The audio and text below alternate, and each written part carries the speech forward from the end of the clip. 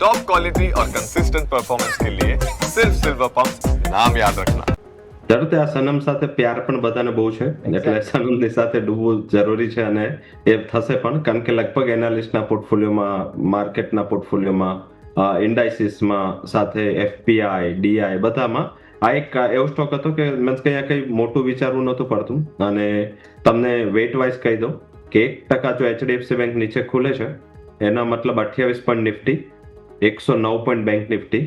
43 point Fin Nifty અને 108 point Sensex આજે જેની એક્સપાયરી છે તો જો 10% કરે તો 1000 point Sensex 430 point Fin Nifty 1090 point Bank Nifty અને 280 પોઈન્ટ નિફ્ટીના લઈ જશે. હાલાકી મીન્સ કે હજી પ્રાઇમા ફેઝ પર હજી 10% ખુલશે નહીં કારણ કે હજી કોન કોલ ચાલુ નથી થયો અને અત્યારે ખાલી મ્યુઝિક સાંભળી રહ્યા છે અમે તો બેઝિક આમાં કોન કોલ હવે જલ્દીથી ચાલુ થશે એટલે ખ્યાલ આવશે પણ જો આ રીતેનું ગેપ ડાઉન થાય તો ઇનિશિયલી એવું લાગે છે કે એક મોટું ડેન્ટ બધા 4 ઇન્ડાઇસીસને પડશે. સામે આઈટી પણ કાલે જે રીતે નાસ્ટેક અને યુએસ માર્કેટનું ક્લોઝિંગ હતું એ ઇન્ડેક્સ પણ આજે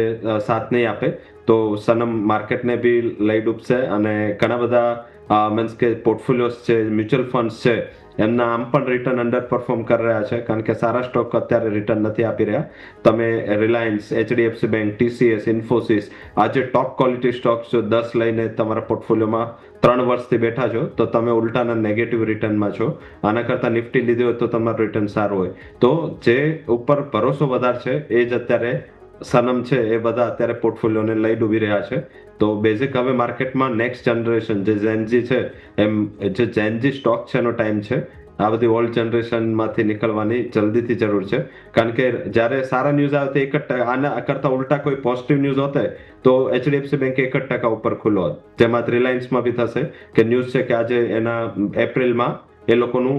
ડીઆરએચપી ફાઇલ થઈ જશે બહુ ઉપર નહીં ખુલે પણ જ્યારે નેગેટિવ ન્યૂઝ હોય છે ત્યારે આ રીતે આટલું નીચે ખોલવું એ મારા હિસાબે આ એક ક્લિયર કટ ઇન્ડિકેશન છે કે અંડર પરફોર્મન્સ છે આમનું અને ત્યાંથી જલ્દીથી બહાર નીકળો તો પોર્ટફોલિયો જલ્દીથી રિટર્ન બનાવતા ચાલુ થશે પણ 7-8% ગેપ ડાઉન ખુલે ત્યારબાદ કોઈ ઓપોર્ચ્યુનિટી આજના માટે નથી બચતી કે તમે એક્ઝિટ થાવ ત્યારબાદ વેટ એન્ડ વોચ એન્ડ બાદમાં એકવાર આ મેનેજમેન્ટને સાંભળી લો અને ત્યારબાદ કોઈ ડિસિઝન લેવાની અત્યારે જરૂર છે. 7 થી 10% જો ખુલે છે તો મારા હિસાબે અત્યારે હોલ્ડ કરવું જોઈએ.